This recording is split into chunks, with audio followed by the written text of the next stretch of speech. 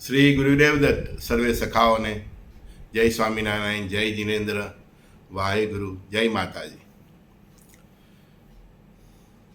નિત્ય મળીએ છે તો ઘણા મિત્રોને પ્રશ્ન રહી છે કે સાહેબ સર હજુ સમય કેવો છે.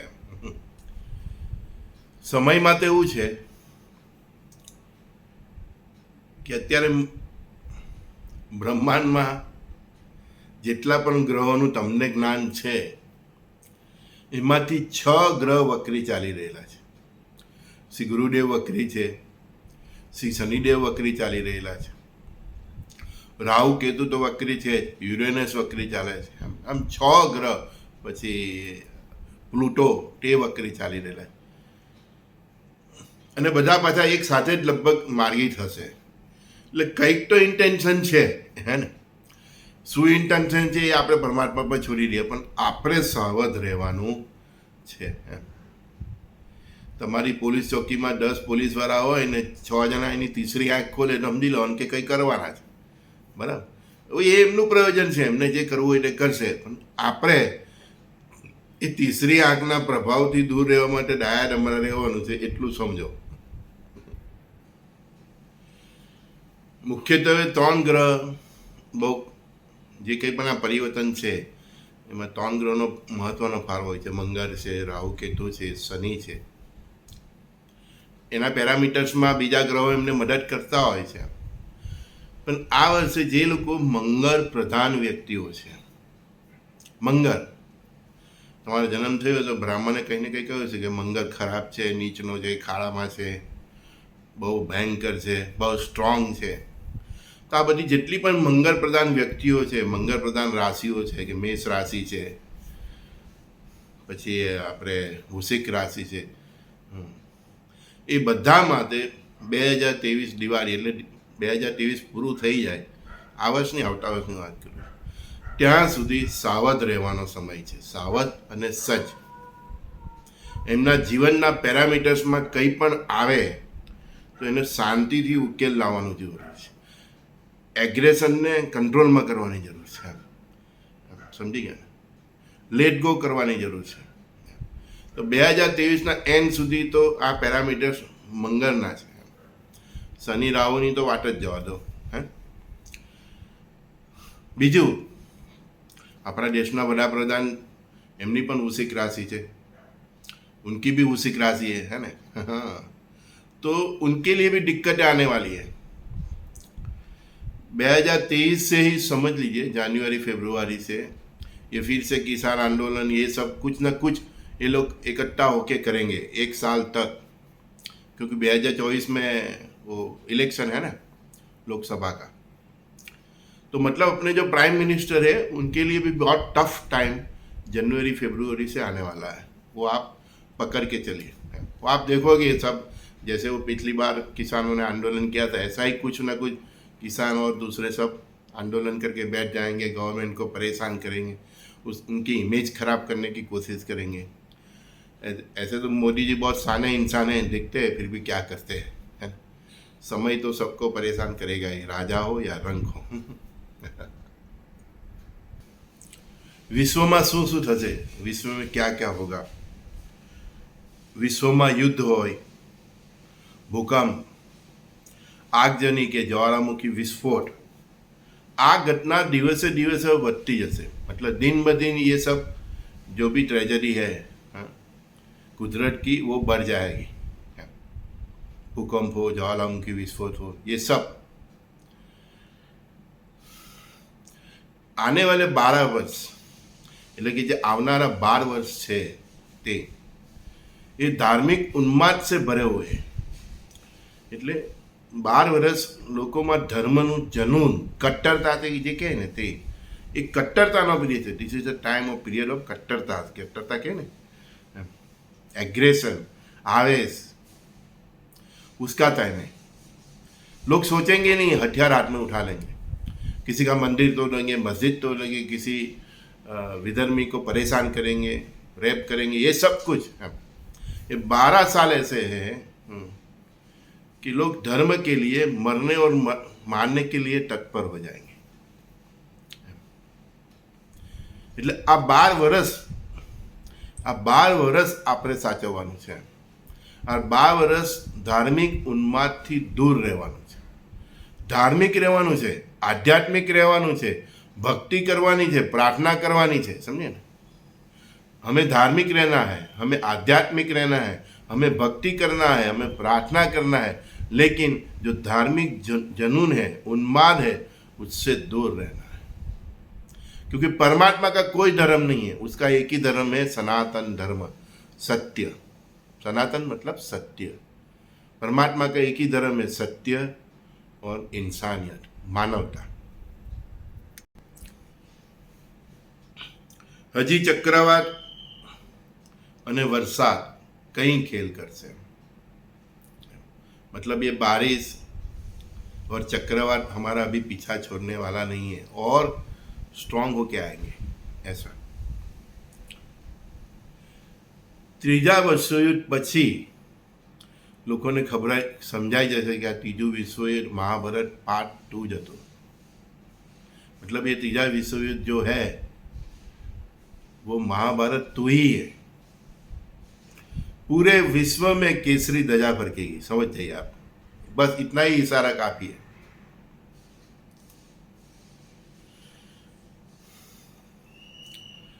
अभी आप 40 दिन, આવનારા જે 40 દિવસ છે, अभी आप 40 दिन कोई भी व्यक्ति को संभाल के रहिए. अभी जो कुछ भी ग्रहों की जो कुछ भी चाल चली, ग्रहों ने जो भी अगस्त तक, उसका आउटपुट हमें अभी ये सितंबर और अक्टूबर में देखने को मिलेगा. क्या होगा वो परमात्मा जाने. हमें उसमें फोकस नहीं करना है कि क्या होने वाला, बस हमें सावध रहना है, सज्ज रहना है, हमें प्रार्थना करनी है, दुआ करनी है कि सबका अच्छा हो और हम खुद अच्छे हो. जो तमे सीधा ने सरल थई गया तो आ सूर्यनो घा सोई थी जैसे. तो हमें अच्छा होना है, हमें अच्छा होना है. हम अच्छे तो जग अच्छे. हमें इंसान बनना है, हमें मानवता अपनानी है, फिर से अपनानी है, हमें भक्ति करनी है, हमें प्रार्थना करनी है. अभी और कई वॉर फ्रंट दुनिया में खुलेंगे, कई और वॉर फ्रंट खुलेंगे. इंसान की हालत देखो, आसमान से बारूद गिर रहा है, मतलब मिसाइलें छोड़ी जा रही है, बॉम्ब गिरा रहे हैं, पूरा यूक्रेन साफ हो गया है ना. जमीन पे पानी, जमीन पे पानी, बारिश इतना आ रहा है कि शहर भी समंदर हो गए हैं. मैंने बोला था कि इस बार का बारिश सबको याद रहेगा. पाकिस्तान पूरा खत्म हो गया, 90% पाकिस्तान बाढ़ में खत्म हो गया. जैसी करनी वैसी भरनी. तो आसमान से बारूद गिर रहा है, जमीन पे पानी पानी है ना, और हवा में कोरोना वायरस. इंसान चाहे तो कहाँ जाए. आसमान से बारूद गिर रहा है और जमीन पे पानी और हवा में कोरोना वायरस. इंसान जाए तो कहाँ जाए. कुछ लोग जो भ्रम में है ना कि ये प्रलय काल नहीं है, तो ये लोग सोचो कि आसमान से बारूद गिर रहा है, पूरा यूक्रेन खलास हो गया. अभी कई और देश खलास होंगे. अफगानिस्तान अपने आप खलास हो गया. अभी देखो पाकिस्तान भी खलास हो गया. अभी अपने कई पड़ोसी भी ऐसे ही खलास हो जाने वाले, कुदरत की मार से या इंसान की मार से. सबका नंबर आने वाला है, आगे या पीछे. मैं देख रहा हूँ पूरा दक्षिण भारत, और वो दक्षिण भारत के रिलेटेड जितने भी देश होंगे वो सब जल प्रलय और सुनामी में खत्म हो जाएंगे. अभी तो आप लड़ रहे हो ना, मेरा कांग्रेस, मेरा भाजपा, मेरा ये, मेरा देश, मेरा प्रदेश, मेरा धर्म. पानी किसी का धर्म देखने वाला नहीं है. तो पूरा साउथ और साउथ से जो रिलेटेड अपना पूर्व का जो बांग्लादेश, बंगाल सब है ना, वो सब पूरा जल प्रलय और सुनामी उसमें खत्म हो जाएगा. पश्चिम मतलब अपना जो गुजरात महाराष्ट्र जो है, वहाँ ये वहाँ से मुगलों का आक्रमण होगा, उत्तर से चीन और ये सब का आक्रमण होगा। कहाँ जाएंगे? फिर भी विश्व विजेता तो हम ही होंगे, हम ही बनेंगे। पूरे विश्व में केसरी ध्वजा हमारी ही फैलेगी, सब जगह सनातन धर्म ही होगा। लेकिन उनमें आप होंगे कि नहीं होंगे, उसको तय आपको करना है। दक्षिण भारत खलास થઈ જશે, પશ્ચિમથી મુગલોનું આક્રમણ થશે, ઉત્તરથી ચીનનું આક્રમણ થશે, બરાબર। દક્ષિણ ભારતની સાથે આપણે જે પૂર્વમાં જે રાજ્યો છે, દેશો છે, બાંગ્લાદેશ, બધું આ પૂર અને સુનામીમાં જે બચશે તેની પર નારાયણની કૃપા, એની ભક્તિ સાચી, જેની ભક્તિ સાચી, જેની પ્રાર્થના સાચી, જેનામાં માનવતા, ઇન્સાનિયત, તે જ બચવાના છે। બાકીનાને બધા જવાની તૈયારી કરી દેવી જોઈએ। કહ્યું ને, खुदा को भी फालतू इंसान में कोई इंटरेस्ट ही नहीं है। ઈશ્વરે થામી જ લીધું છે। એને 10% પૃથ્વી પર જે પબ્લિક છે, જે માનવતાને ભરેલી છે, जिसमें इंसानियत है, जिसमें दया है, करुणा है, प्रेम है, उस जो खुद जीता है और दूसरे को ऊपर जिलाने को, मतलब जियो और जीनो जो की फिलोसफी में बिलीव करता है, बस उसको ही रखेगा खुदा, उसको ही रखेगा ईश्वर, उसको ही रखेगा यीशु। बाकी सब का वो हाथ छोड़ दिया है। छोड़ देगा ऐसा भी नहीं बोल रहा हूँ, छोड़ दिया है। अभी न मंदिर में ईश्वर है, न मस्जिद में खुदा है, न चर्च में यीशु है। सब लोग चले गए हैं अपने अपनी जगह। तभी तो कोरोना से मंदिर मस्जिद सब बंद हो गए। आप नहीं समझोगे, जो उसके साथ जो कनेक्टेड है उसको समझ में आएगा। जो भी सुपर पावर है वो सब इधर से चले गए हैं।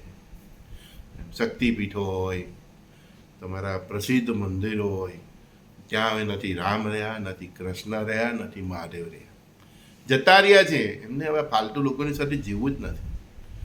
10% લોકો બચે, બસ એમાં એ લોકોના માટે જ ક્યાંક ને ક્યાંક હાજર હજુર રહે છે। એના માટે જ ભગવાન આ નવયુગનું નિર્માણ કરી રહેલા છે। बाकी अब फालतू लोगों में के लिए ईश्वर को कोई इंटरेस्ट नहीं है। समझे आप? हजी तो आज जेने कोरोना वायरस फैलायो है ने, ते और भयंकर वायरसों फैला है। मतलब जिसने भी ये कोरोना वायरस फैलाया है वो और इससे भी डेंजर वायरस को स्प्रेड करेगा, जिसकी कोई दवा भी नहीं होगी। डॉक्टर भी नहीं समझ पाएंगे कि मरीज का इलाज करे तो कैसे करे। डॉक्टर्स भी अस्पताल छोड़ के भाग जाएंगे। मतलब હવે પછી એવા વાયરસો આવશે મનુષ્યના જીવનમાં કે ડૉક્ટરો પણ સમજી નહીં શકશે કે આની દવા કેવી રીતના કરવી, ટ્રીટમેન્ટ કેવી રીતના કરવી। ડૉક્ટરો अस्पताल છોડીને જતા રહેશે। જે મચ્છર કરી દે ને એ રીતના એ વાયરસ રૂપી મચ્છરો કરડશે ને માણસને સમજ પણ નહીં પડશે કે શું થયું। આ તમારો જે ફોન છે ને, ફોન, એ ફોનના થ્રુ તમારી અંદર વાયરસને ઇનપુટ કરવામાં આવશે। ક્યાં ક્યાં જશો તમે? આ સોફ્ટવેર ડેવલપ કરવાના ઘડી ઘડી એ પ્રોગ્રામ આવ્યા જ કરે। ક્યારે કયા સોફ્ટવેરમાં તમારી સાથે આ બધું નજીકના તબક્કામાં જ જવાનું છે, બહુ દૂર જવાની જરૂર નથી। જેટલા ઉપગ્રહ છોડેલા એ બધા નીચે જ આવવાના છે। जितने भी मतलब उपग्रह छोड़े हैं दुनिया के जितने भी है वो सब नीचे आएगा। उसमें से एक अपने दक्षिण भारत के समंदर में हिंद महासागर में गिरेगा और पूरा दक्षिण भारत और पूर्व सब। तब लोग सोचेंगे साला मैं हिंदू हूँ, मुसलमान हूँ, मैं तो ये चक्कर में फंस गया और खुदा ईश्वर का तो कोई नहीं है। त्यारे मानव जाति ने समझन पर से कि हूँ हिंदू, कि हूँ मुस्लिम, कि हूँ ईसु, જ્યાં હું ઝંડો લઈને ચાલતો હતો ને તેનું ઈશ્વર આગળ કોઈ મહત્વ નથી। સમજ્યા? અનુભવ સે જ્ઞાન પિલાયા ગયે। ભગવાન તમે જ્યારે નથી સમજતા, તમે જ્યારે સૂફી સંતોની વાણી નહીં સમજતા, તમે અમારા જેવા માણસોની વાત નથી સમજતા, ત્યારે ભગવાન લાકડી લઈને સમજાવે છે। लाकड़ी इन्हें अनुभव से ज्ञान पिलाएंगे। जब इंसान समझता ही नहीं है कि मैं इंसान हूँ, तब ईश्वर लकड़ी लेके उसको सजा देके समझाता है। આ પરિસ્થિતિમાંથી તમે ઉગરી જાઓ, બચી જાઓ। तो हमारा गुरुदेव हमने जो सीखવું છે તે તમને શીખવીએ છીએ। इस परिस्थिति से आप उभर जाओ, इसके लिए हमारे गुरुदेव ने, हमारे इष्ट देव ने, जहाँ से मैं जो सीखा हूँ वो मैं आपको सिखाता हूँ कि आप डेली प्रार्थना कीजिए, भक्ति कीजिए, इंसान बन जाइए, सीधा और सरल हो जाइए, किसी से बैर मत रखो, सबके साथ सबको एक से अपने जैसा समझो, उस सखा समझो, बधाने सखा भावथी जो, बधाने परस्पर देव भावथी जो, सबको परस्पर देव भाव से देखे और जिए तो खुदा है, इस तरह से जिए। सब आपके परिवार है, सब आपका भाई बहन છે એમ બધું તમે ખુદ ઈશ્વર છે એ રીતે જીવો। બધા તમારો પરિવાર છે, આખું વિશ્વ તમારો પરિવાર છે, બધા સખા છે એ રીતે જીવો। નાના જીવ જંતુઓની હત્યા નહીં કરો। એ જ કોરોના વાયરસ સ્વરૂપે તમારી અંદર આવીને તમારી હિત કરે છે। વેર તો લેવાનો ને। એક જીવતા જાવતા પશુને તમે કાપીને ખાઈ જાઓ તો એને પણ ઈશ્વર તો તક આપવાનો જ છે।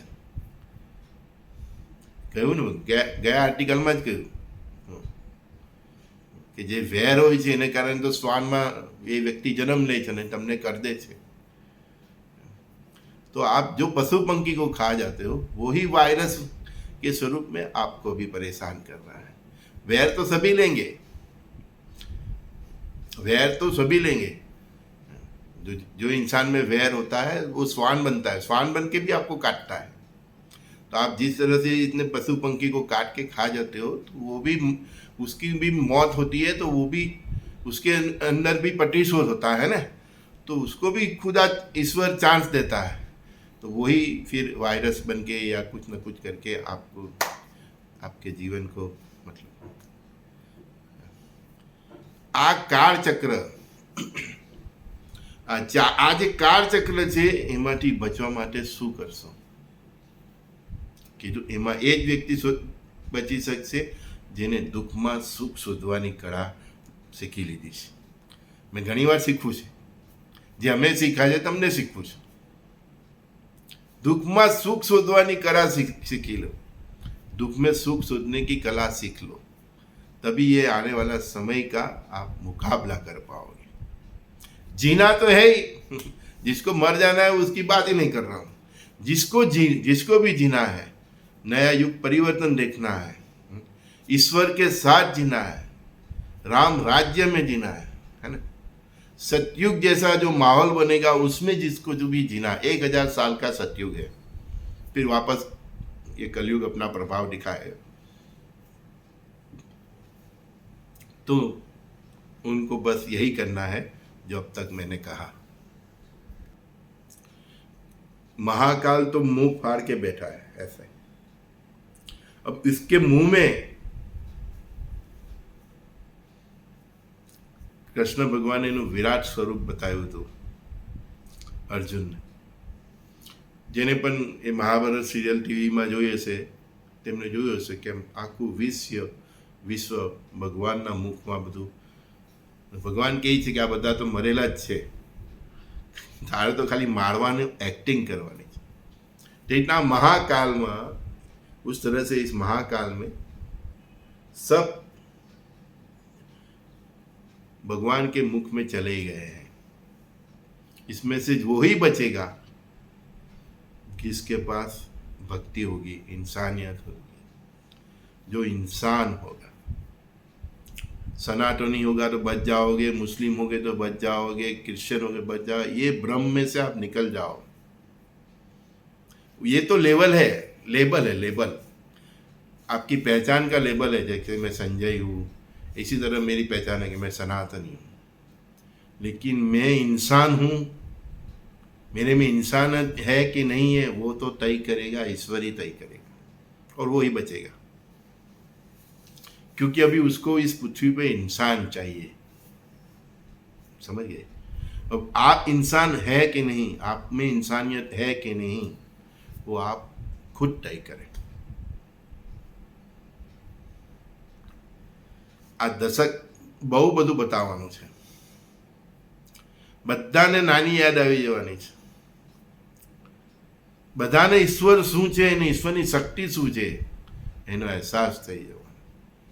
માનવ જાતિ ગમે તેટલી આધુનિક થઈ ગઈ હોય, ગમે તેટલી વૈજ્ઞાનિક થઈ ગઈ હોય, ગમે તેટલું એની પાસે સાયન્સ અને ટેકનોલોજીનું નોલેજ હોય, પણ એટલી એને સમજ પડી જાય કે ઈશ્વરની આગળ હું કંઈ નથી.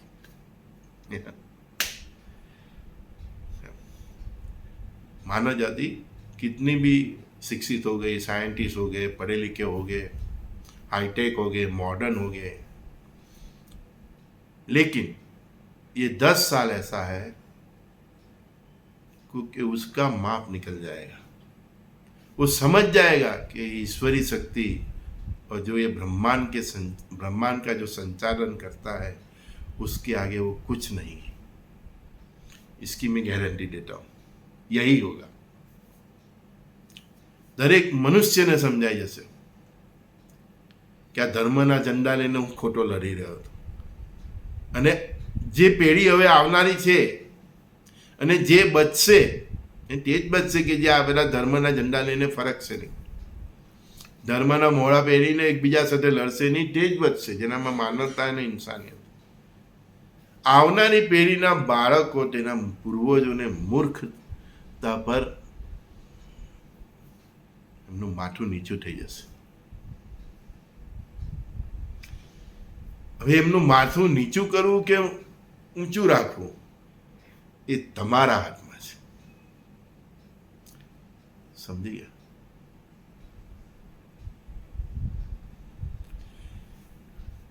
નહીં સમજાય તો 2 વાર 3 વાર વિડીયો સાંભળજો, બીજાને પણ સંભળાવજો. તો જીવન કેમ જીવવું અને આવનારા સમયમાંથી કેવી રીતે માર્ગ કરીને આપણે આપણો માર્ગ પ્રશિષ્ટ કરવાનો છે. સમજી ગયા? અગ્નિપથ પિક્ચરમાં પેલું બતાવે છે ને, બસ આ અગ્નિપથ છે.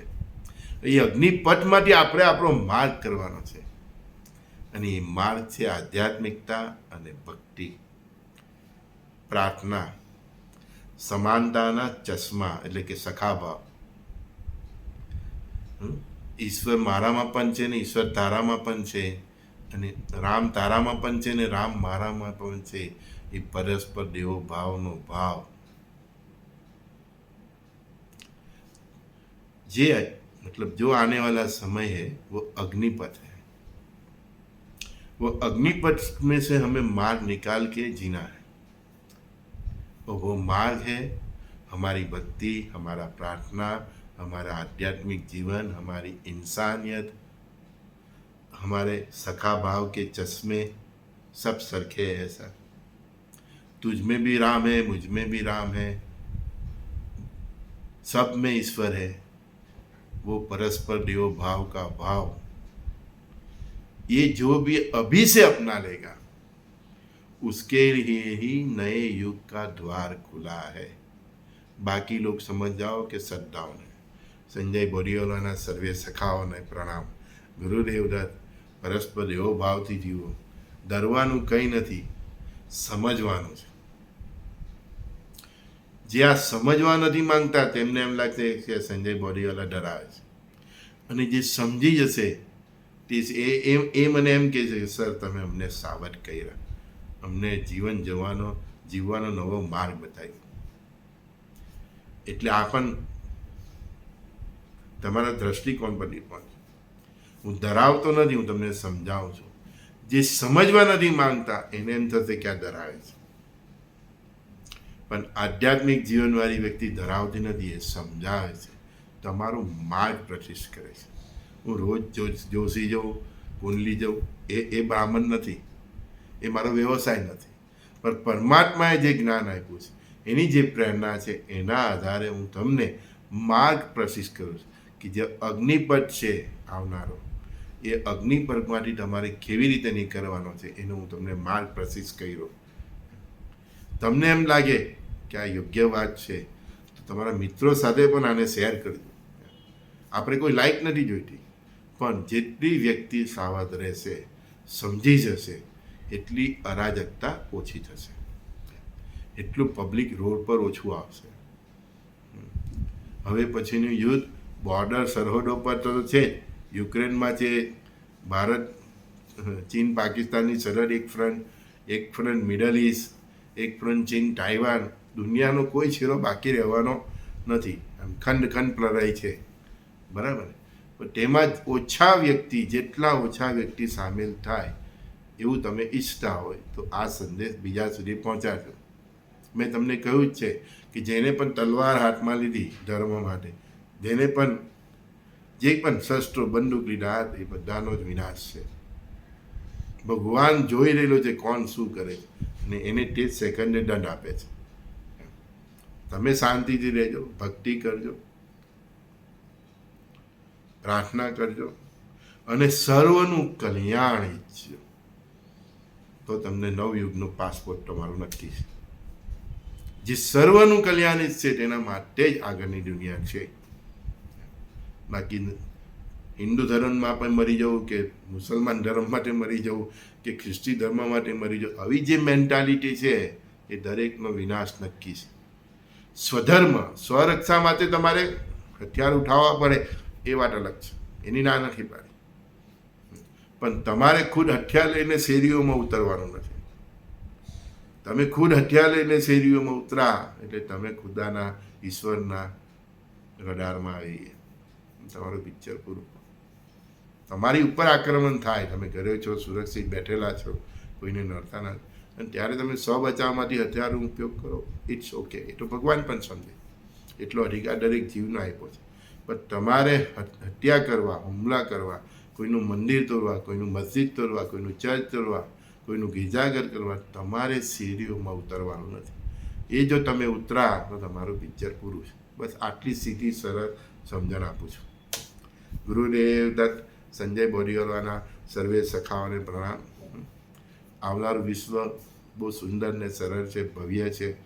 રામ રાજ્યની જે આપણે વર્ષોથી કલ્પના કરીએ છીએ તે છે. ભારત મહાસત્તા બનવાનો છે. ભારતનો ધ્વજ આખા વિશ્વમાં ફેલાવાનો છે, બરાબર. આ બધું જોવું હોય તો મારી આટલી વાત ધ્યાનમાં રાખજો. ગુરુદેવ દત્ત.